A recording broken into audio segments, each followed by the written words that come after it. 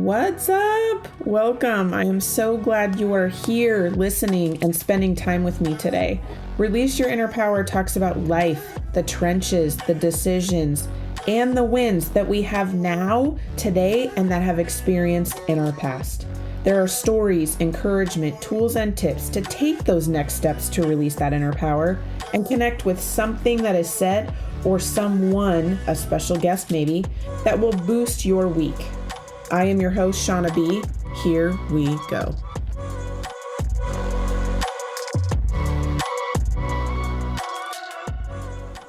Welcome back to Boost Your Week with Ignited Decisions. I'm your host, Shauna B. Thank you for being here. Thank you for spending time with me today. I am so excited that we are starting season 2. I cannot even believe it. Season 1 was so much fun. I got to meet so many amazing people and have so many amazing conversations, and all of the interviews and networking and meeting and all of that was so fun. There were so many juicy gems that were given last year to help out, lifing. And season 2 is going to take a little bit of a turn. Season 2, I want to bring a little bit of shorter episodes where I give things to boost your week and help out with tips, some suggestions on things that can help you out. And every once in a while, we're going to have a guest speaker, just like last time. They're going to come and share their story and what they've done and how they've done it, along with giving you some stuff to boost your week as well. So I'm excited to see how season 2 is going to develop.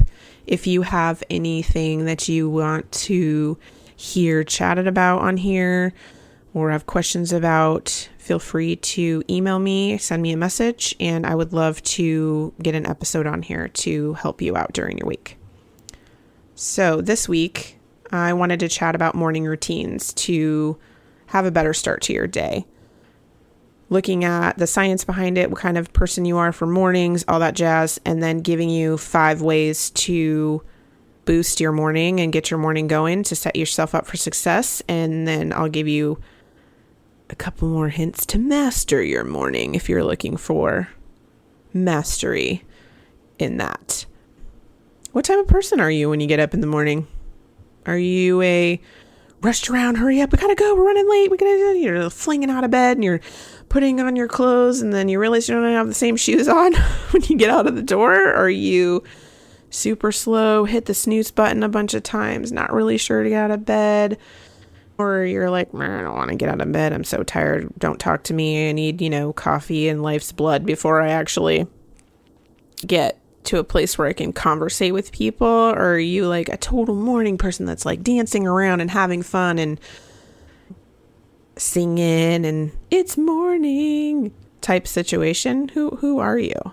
Who are you with that? Get curious around that.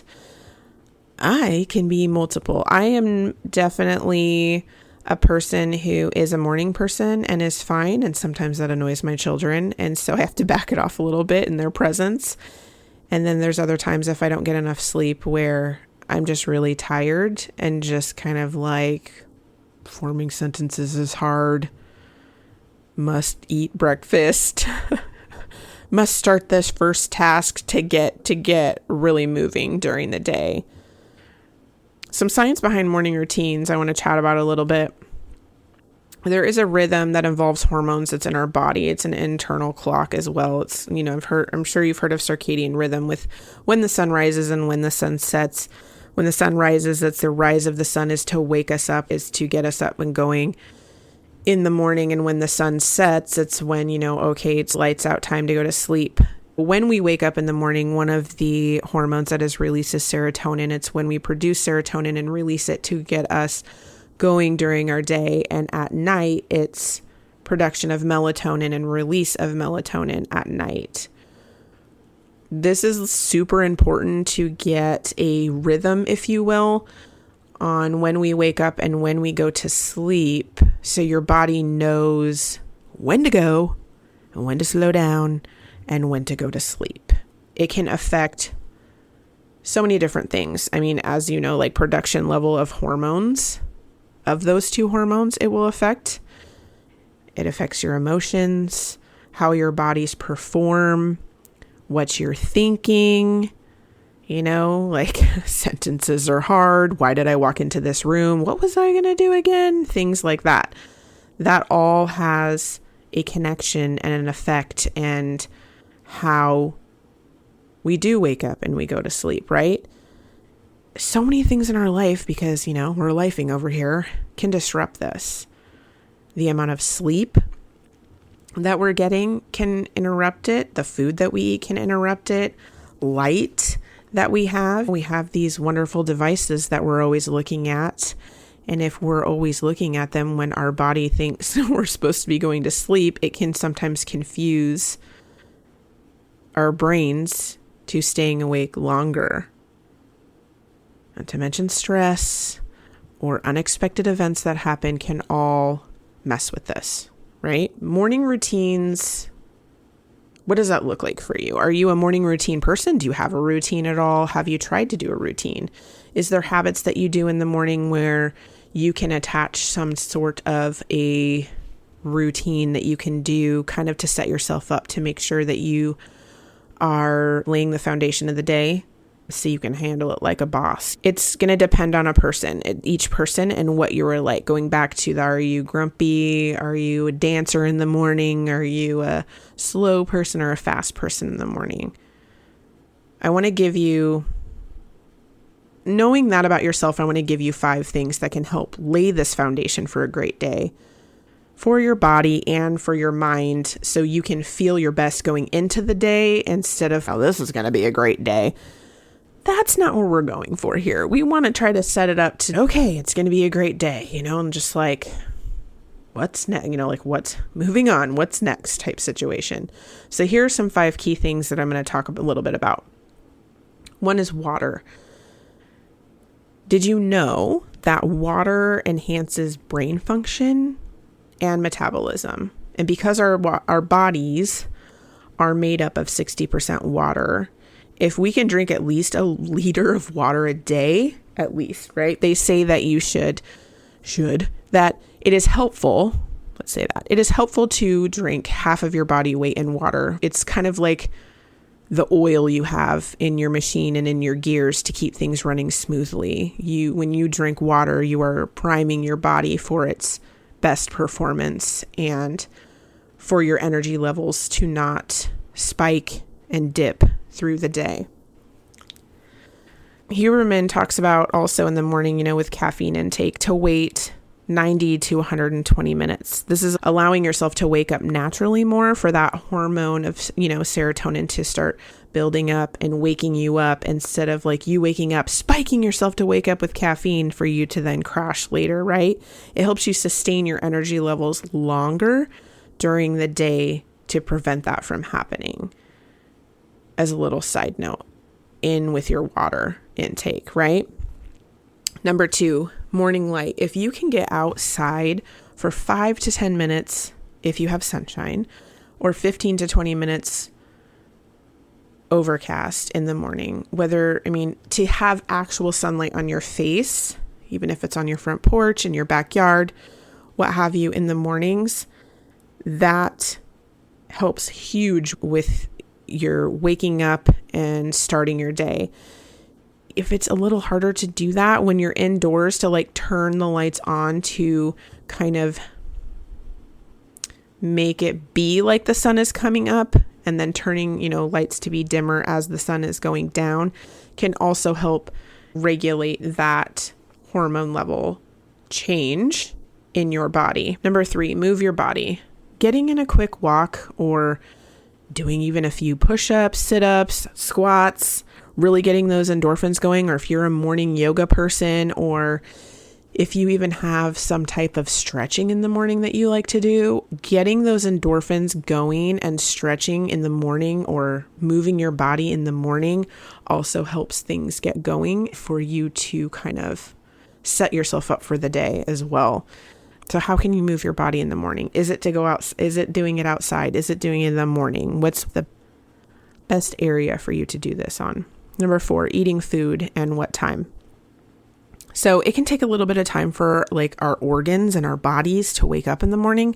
when the serotonin is being released and we're waking up and all of that, if we're like slamming food in a sleepy tummy, it's not going to digest it as fast as if we've been awake for a little while and our body is like, okay, we're awake now, this is happening. Then we eat. It's going to have more of a faster digestion than it would if we're, rushing it in the morning. If you wait 30 minutes to an hour, it will improve your energy, it improves your focus, and it will improve your digestion by waiting that 30 minutes. So sometimes it can be just a shimmy of habit or a shimmy of what you do in the morning of getting ready, where if you time it to where you eat after you've X amount of things in the morning, then you don't really have to think about it. It's already done, right? You can just eat when you're done with those things and go from there. Number 5, have time to plan your day. Now, what do I mean by that? It's like basically having a structure. You know the things that you need to accomplish. You know the things that need to get done during the day. And if you have a really overwhelming list, just pick the top 3 things. Let's say you have 5 things in the day that you have to do. Pick the top 3 things that have to be done that day, that need to be done, that's like non-negotiable that day. And know what those are from the start so you can get those finished. So you can accomplish, check the boxes, if you will. Having a structure and a plan of what those things are will lead to more success. And it like frees us from that, oh my gosh, I still have to do that. Or I don't really want to do that. It's already too late, and then putting it off for the next day. And now you have 8 things to do the next day instead of 5. So planning your day, number 5. So these 5 key things help the most with feeling rested and feeling better in our bodies. I think it's super important because if we're tired and we're like walking through the mud and we're really struggling, we don't have the motivation to do the things. We don't want to. We're just like making it to the next thing. We're just making it to the next day. And sometimes we're like, oh my gosh, I cannot wait till I get home because I'm so tired. I want to go to bed. And doing these things in the morning can help enhance to where you can actually live during the day instead of just getting by or walking through the mud. You know what I mean? So a few other suggestions that I wanted to chat about is how to master your morning, where you can add to the morning routine and the foundation to really have an awesome day and set yourself up for success, is time management with what your personal goals are, whether it takes 3 months to get to those goals or what have you, putting it on the schedule and time managing of when that's going to happen and how much time you are setting aside for that goal or to check that off is super helpful. Journaling, you can do this with bullet points. You can do this brain dumping, just journal a bunch of stuff out. You can ask yourself a question and answer the question, really clearing out your mind with all of that mind clutter of the everything that you, even if it's a to-do list, you can make that too. Just getting it out and onto paper so you can think more clear during the day is also super helpful. Habits. Having a habit tracking system when you're trying to like change some things around, adding things new, or when you're habit stacking, if you can do it in many different ways. You can do it by writing it down on a piece of paper, something you can physically check off. You can have something on your phone that reminds you of the things that you want to do, right? Whichever is easiest for you. And sometimes when you are trying something new, if you attach it to another habit where it's similar or goes with it, it's going to be easier for you to get triggered to do the habit, to change it eventually. You won't even think about it. It'll just be happening. And the last thing that I want to share is mindfulness. So just sitting with yourself and being fully present, even for a couple minutes a day, is going to change the way that you are showing up for yourself and others. Taking that time to kind of get into your senses and really just be where you are. You can do it with breathing. You can do it with meditation. You can do it with just sitting. You can do it with listening to music, but just sitting and just being mindful and paying attention, but on purpose and with intention, right? With some reason, kind of resetting your focus, if you will, can really boost your day and set you up for success as well. I hope this was helpful. The 5 key things that help you lay that foundation for a great day, and 4 additional master your mornings, and, getting into what that can be. I hope that you'll try it out. Let me know what works for you and how it has helped you. I would love to hear what you're adding into your morning routine to boost your day and your week. And I can't wait to chat with you guys soon.